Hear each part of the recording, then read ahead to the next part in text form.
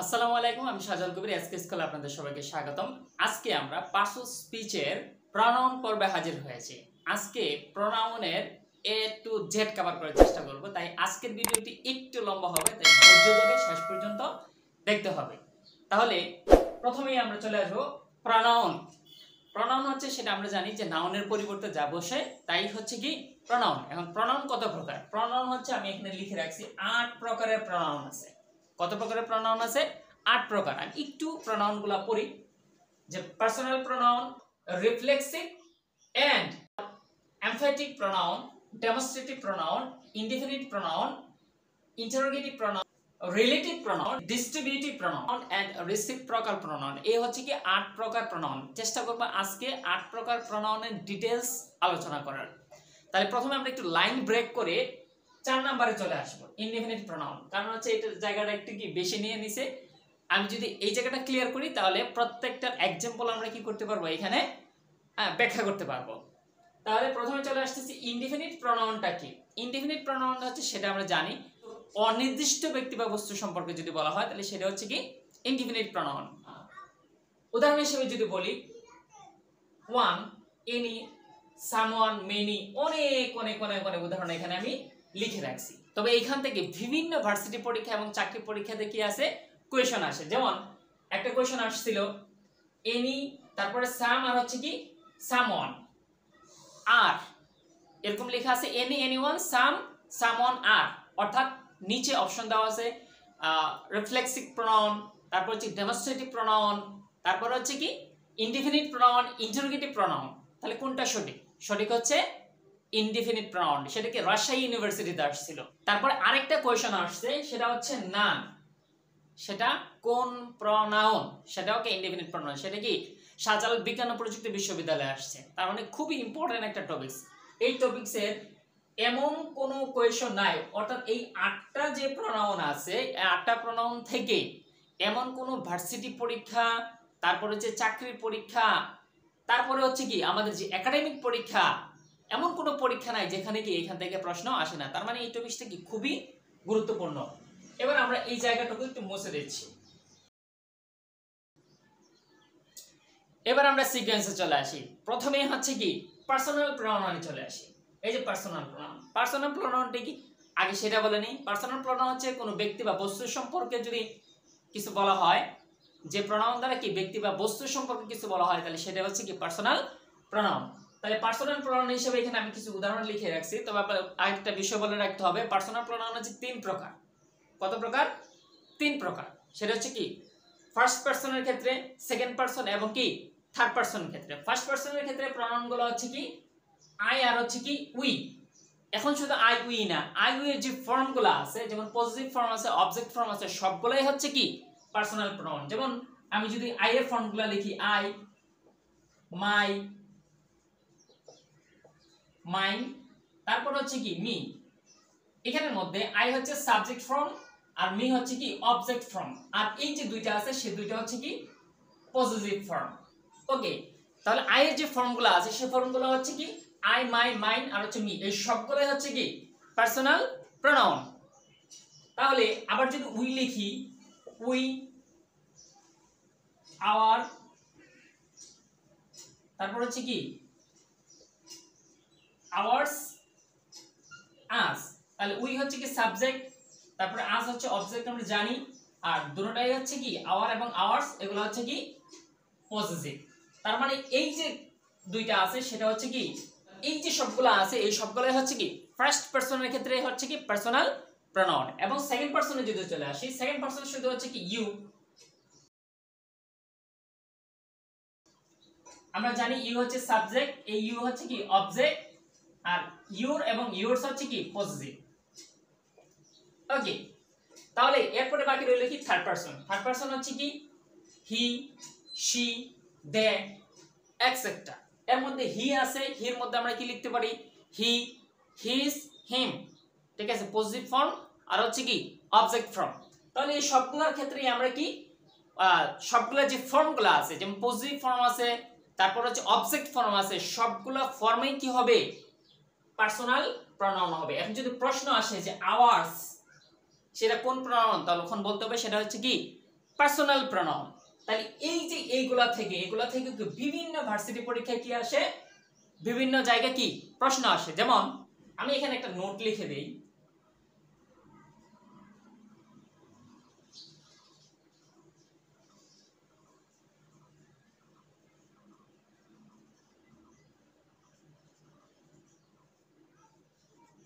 এখানে আমি একটা নোট লিখে রাখলাম 231 অ্যাফার্মেটিভ আর 123 হচ্ছে কি নেগেটিভ, সেটা ব্যাখ্যাটা একটু পরে বলতেছি। একটা উদাহরণ যদি আমি লিখি,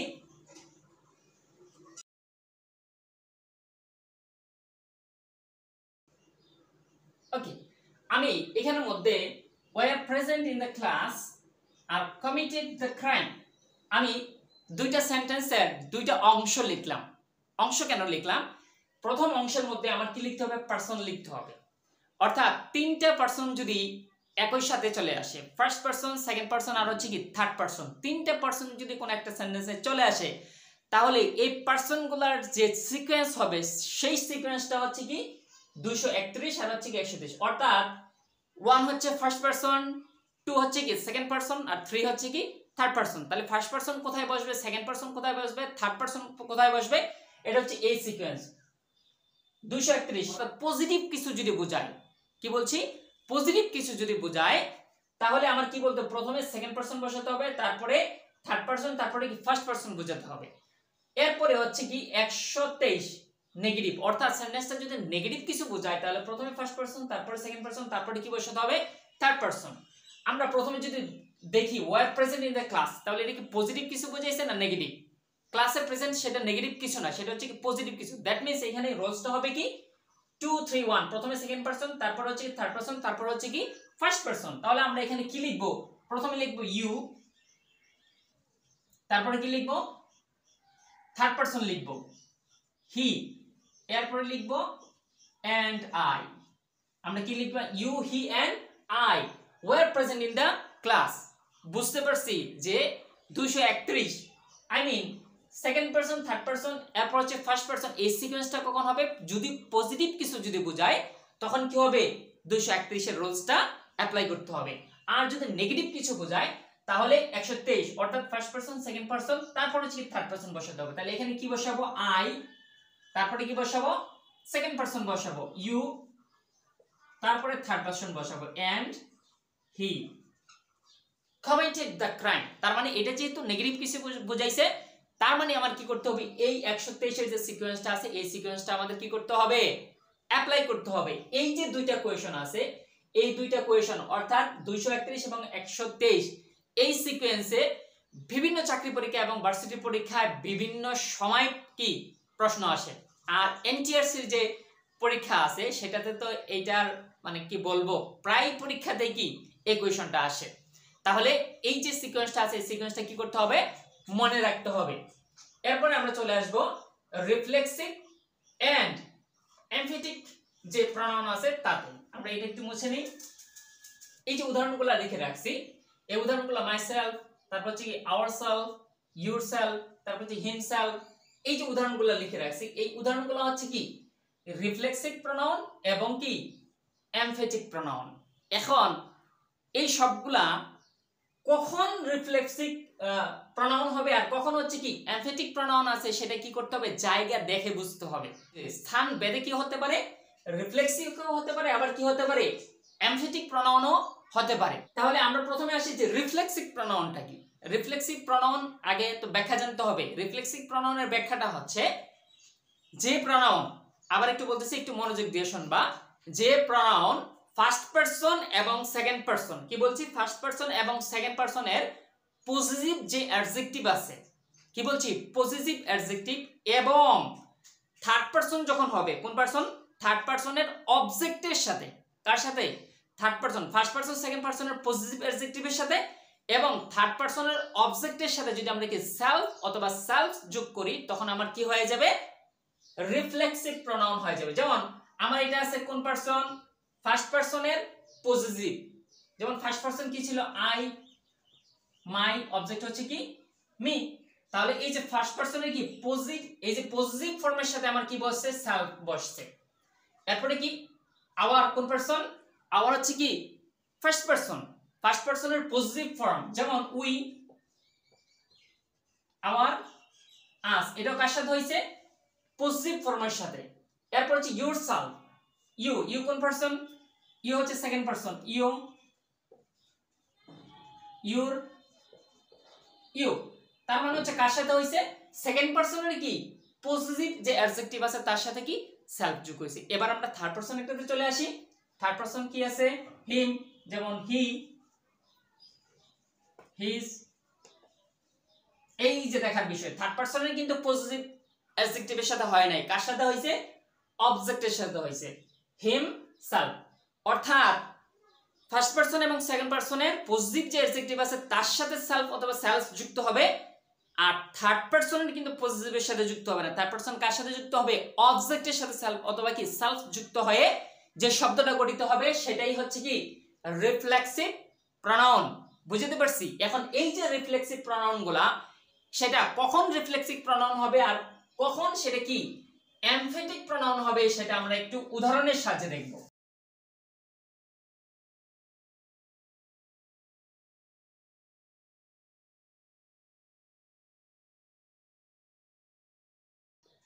ওকে, তাহলে এখানে কি লিখলাম? এক নম্বরে লিখলাম ভার্ব এন্ড প্রিপজিশন। ভার্ব এবং প্রিপজিশনের পরে যদি এই যে শব্দগুলো আছে এই শব্দগুলো যদি বসে তাহলে সেটা হচ্ছে কি রিফ্লেক্সিভ হয়ে যাবে। ওকে, বুঝতে পারছি? যদি এই যে শব্দগুলো আছে এই শব্দগুলো যদি ভার্ব এবং প্রিপজিশনের পরে বসে তাহলে সেগুলো কি হয়ে যাবে? রিফ্লেক্সিভ হয়ে যাবে। যেমন আমি একটা উদাহরণ হিসেবে যদি বলি আই কাট মাইসেলফ, তাহলে যে মাইসেলফ আছে সেটা কার পরে বসছে? কাট, ভার্বের পরে বসছে, তাহলে সেটা কি হয়ে যাবে? রিফ্লেক্সিভ হয়ে যাবে। আর যদি নাউন এবং প্রনাউনের পরে যদি বসে তাহলে তখন সেটা কি হয়ে যাবে? এমফেটিক প্রনাউন হয়ে যাবে। এমফেটিক প্রনাউন হয়ে যাবে। একটা উদাহরণ যদি বলি আই মাইসেলফ, যদি বলি আই মাইসেলফ, তাহলে এই যে মাইসেলফ এটা কার পরে বসছে? প্রনাউন আই, প্রনাউনের পরে বসছে, তাহলে এখানে মাইসেলফ যেটা আছে সেটা কি রিফ্লেক্সিভ হবে না, সেটা কি হবে? এমফেটিক প্রনাউন হবে। তাহলে আশা করি রিফ্লেক্সিভ এবং এমফেটিক যে প্রনাউন আছে সেটা আমরা খুব ভালো করেই বুঝতে পারছি। এই রিফ্লেক্সিভ এবং কি এমফেটিক প্রনাউন থেকে কি বিভিন্ন ভার্সিটি পরীক্ষায়, চাকরির পরীক্ষা এবং আমাদের যে একাডেমিক পরীক্ষা সেগুলো থেকে বিভিন্ন সময় কোয়েশ্চন এসে থাকে। এই টপিকসটাও কি খুবই গুরুত্বপূর্ণ। এরপরে আমরা চলে আসতেছি ডেমনস্ট্রেটিভ প্রনাউনে। ডেমনস্ট্রেটিভ প্রনাউন হচ্ছে যে প্রনাউন দ্বারা অতীত, বর্তমান, ভবিষ্যৎ কিংবা নিকটবর্তী বা দূরবর্তী কোন নাউনকে বিশেষভাবে নির্দেশ করে, তাহলে সেটা হচ্ছে কি ডেমনস্ট্রেটিভ প্রনাউন। যেমন দিস, দিস, দ্যাট, দোজ। একটা উদাহরণ যদি বলি,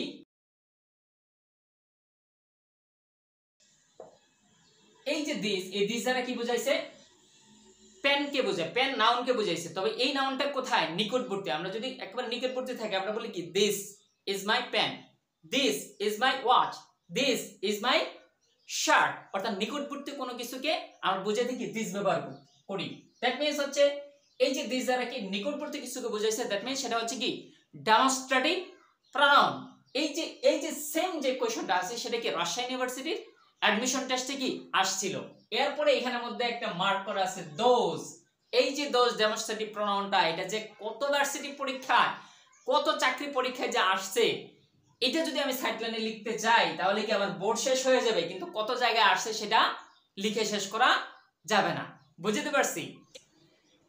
এবার চলে আসতেছি ইন্টারোগেটিভ প্রনাউন। ইন্টারোগেটিভ নামটা শুনেই আমরা বুঝতে পারছি সেটা হচ্ছে কি প্রশ্নবোধক। অর্থাৎ যে প্রনাউন দ্বারা কি করা হয়, প্রশ্নবোধক যে বাক্যগুলো আছে লেখা হয় সেটাই হচ্ছে কি ইন্টারোগেটিভ প্রনাউন। একটা উদাহরণ হিসেবে যদি লিখি,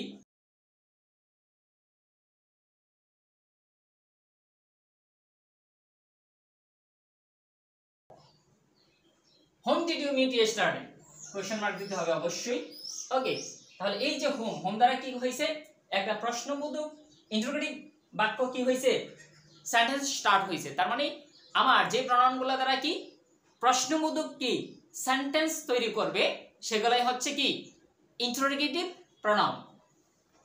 ওকে, এবার চলে আসতেছি 6 নম্বরে রিলেটিভ প্রনাউন। এই যে রিলেটিভ প্রনাউন একটু দেখলেই বুঝতে পারবা যে রিলেটিভ প্রনাউন এখানে ডব্লিউএইচ ওয়ার্ড লিখে রাখছি। এখানে এই যে ডব্লিউএইচ ওয়ার্ডগুলো আছে এই ডব্লিউএইচ ওয়ার্ডগুলো কি ইন্টারোগেটিভ প্রনাউন হয় আবার কি রিলেটিভ প্রনাউন হয়। প্রশ্ন হতে পারে শব্দ একই তাহলে কোন কোন সময় সেটাকে ইন্টারোগেটিভ বুঝবো আর কোন সময় রিলেটিভ বুঝবো? একদম সহজ। ইন্টারোগেটিভ বলছিলাম যদি কোনো প্রশ্নবোধক সেন্টেন্স তৈরি করে তখনই সেটা কি হবে? ইন্টারোগেটিভ হবে।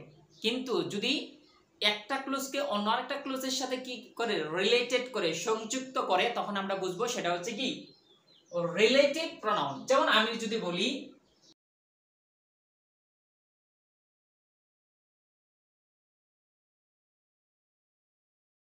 হো আই এম এ টিচার, তাহলে এই যে হো আছে, এই হো কি কোনো প্রশ্নবোধক বাক্য তৈরি করছে? না, তৈরি করে নাই। এই যে একটা ক্লোজ আছে এটার সাথে কি অন্য আরেকটা ক্লোজের কি করছে? সম্পর্ক স্থাপন করছে, লিংক করছে, রিলেট করছে। তার মানে সেটা হচ্ছে কি রিলেটিভ প্রনাউন। সেটা হচ্ছে কি রিলেটিভ প্রনাউন। বুঝতে পারছো? এবার চলে আসতেছি ডিস্ট্রিবিউটিভ প্রনাউন। এবং ডিস্ট্রিবিউটিভ প্রনাউনটা কি? ডিস্ট্রিবিউটিভ প্রনাউন হচ্ছে যে সকল প্রনাউন দ্বারা কি বলতেছি যে সকল প্রনাউন দ্বারা এক জাতীয় নাউনের প্রত্যেকটিকে আলাদাভাবে বোঝায়। নাউন হবে সেগুলো হবে এক জাতীয় নাউন, তবে এক জাতীয় নাউনের যেগুলো আছে প্রত্যেকটিকে কি আলাদাভাবে বোঝাবে। যেমন এখানে উদাহরণ হিসেবে আছে কি ইজ, ইদার, নিদার। তাহলে এই যে ইদার আছে সেটা হচ্ছে দুইয়ের মধ্যে প্রত্যেককে বোঝাবে। দুইয়ের মধ্যে কাকে বোঝাবে? প্রত্যেককে বোঝাবে। আর এই যে নিদার আছে সেটা হচ্ছে কি দুইয়ের মধ্যে কেউই নয় বোঝাবে। দুইয়ের মধ্যে কি কেউই নয় বোঝাবে।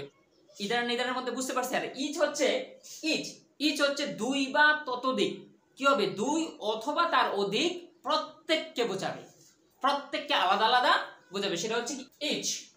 সবশেষ হচ্ছে কি রেসিপ্রোকাল প্রনাউন। রেসিপ্রোকাল প্রনাউন হচ্ছে সাধারণত পারস্পরিক সম্পর্ক বোঝায়। কি বোঝায়? পারস্পরিক সম্পর্ক বোঝায়। উদাহরণ হিসেবে যদি দেখি ইচ আদার আর হচ্ছে কি ওয়ান অ্যানাদার।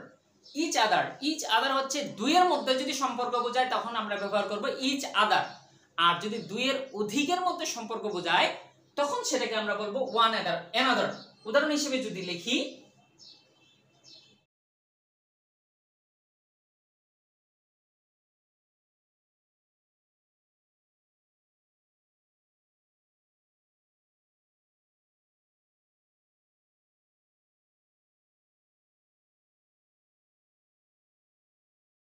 ওকে, এখানে আমরা দুইটা উদাহরণ লিখছি। উদাহরণগুলো হচ্ছে দে ফট উইথ ওয়ান অ্যানাদার। তার মানে হচ্ছে তারা একজন আরেকজনের সাথে যুদ্ধ করতেছে, কিন্তু এখানে কি কতজন আছে? দুইয়ের অধিক আছে। এরপরে আমরা যদি পরের উদাহরণ আসি the two love each other. তাহলে এখানে এই যে এখানে কি একটা লাভ বা প্রেম হচ্ছে বা ভালোবাসা হচ্ছে কার মধ্যে? দুইয়ের মধ্যে হচ্ছে। কিন্তু এখানে যে যুদ্ধটা হচ্ছে এই যুদ্ধটা কিন্তু কি দুইয়ের মধ্যে হচ্ছে না। কার মধ্যে হচ্ছে? দুইয়ের অধিক ব্যক্তির মধ্যে। যুদ্ধ কি দুইজনে হয়? বেশি মানুষের যুদ্ধ হয়। ঠিক আছে, তাহলে আমার এখানে যুদ্ধটা যেহেতু বেশি লোকের মধ্যে হচ্ছে এখানে ওয়ান অ্যানাদার। আর যেহেতু এখানে যে সম্পর্কটা লাভ সেটা কি হচ্ছে? দুইজন ব্যক্তির মধ্যে হচ্ছে, সেজন্য আমরা ব্যবহার করছি ইচ আদার। তাহলে আশা করি আজকের এই লম্বা টিউটোরিয়ালে আমরা প্রনাউনের ডিটেলস বুঝতে সক্ষম হয়েছি। আজকের পর থেকে প্রনাউনের কোনো সমস্যা থাকবে বলে আশা করছি না। ভিডিওটি যদি ভালো লাগে তাহলে অবশ্যই লাইক, কমেন্ট, শেয়ার করে সবার কাছে পৌঁছে দিয়ে আর সামনের যে ক্লাস আছে সেই ক্লাস করতে আমাকে উৎসাহিত করবে সে আশা ব্যক্ত করে সবার সুস্বাস্থ্য এবং দীর্ঘায়ু কামনা করে আজকের টিউটোরিয়াল এখানে শেষ করছি। আসসালামু আলাইকুম।